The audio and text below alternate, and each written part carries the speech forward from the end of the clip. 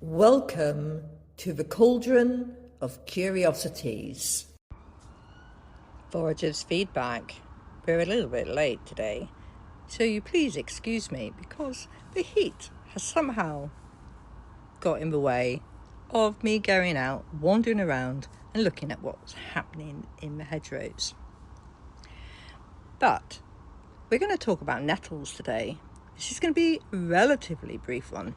But I want you to think, with your foraging cap on, when you're looking at the nettles that are growing near you, what are they doing? Are they just looking like stinging nettles without any attachments? Or do the nettles have a creamy white flower, bell-type flowers, really pretty looking? Or have they got seeds and they look a little bit like tiny catkins? Some of them are more straight, sort of they've got a bit of rigidity to them, and others will hang very a little bit looser. Now the ones that have the rigidity that aren't quite vertical drop are the male nettles, and the ones that do hang with that flexibility are the female nettles, and you can collect those. Now I read last year, this guy said he actually let the sun do the work of drying the nettle seeds, save him laying them out and having to dry them. He waited for them to dry out on the plant.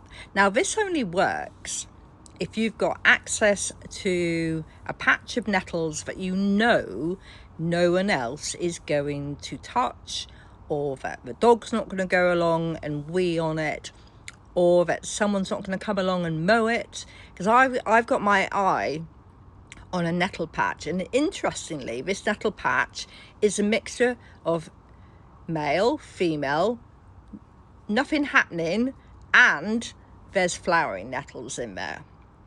Now what you could also do is cut some of the nettles and dry them out and make your own nettle tea, because the weather is perfect for it.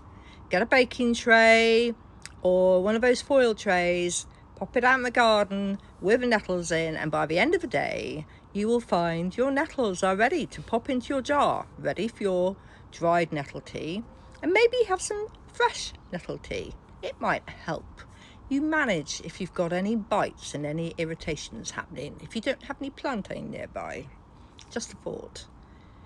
So what else could you do? Well, you could dry anything in this heat, couldn't you? I'm looking around me and thinking, what is there? Well, there's mint in the garden. There's plenty of mint grown. Rosemary. I made the mistake of leaving one of my rosemary plants in the van. It was doing all right, but unfortunately this heat was a little bit too much, and the rosemary was baked. It had been in an oven. So I dread to think what the temperature had been whilst the rosemary was in there. So the rosemary's been rescued. It does look like it might be making a comeback, so fingers crossed. It travelled with me all the way around Scotland, and I would like to think that I didn't let it down at the last minute by leaving it in a hot place. So I could kick myself, and I feel quite guilty for the fact that my rosemary is a little bit crispy. But have a look, go outside. Maybe you might want to be making your own dandelion tea. You could go and select some of those. I noticed there's a good crop of clover coming out through the grass. So if your grass is an area that hasn't been treated chemically and you've got no dogs weeing on it, then have a look for the clover flower. The ones that I'm seeing are white clover. I haven't seen pink clover or red clover in the grass in the Midlands. But have a think about those things and make your teas, or make infusions if you prefer to have an infusion. Don't forget, you can use a 50% proof vodka, or you could use apple cider vinegar if you don't want to use alcohol for a tincture type, you can make dressings out of it. And then the other option is to use a cold pressed oil, and that works really well. So happy foraging, and I'm sorry that it was late today. Thank you for listening to this episode of the Cauldron of Curiosities.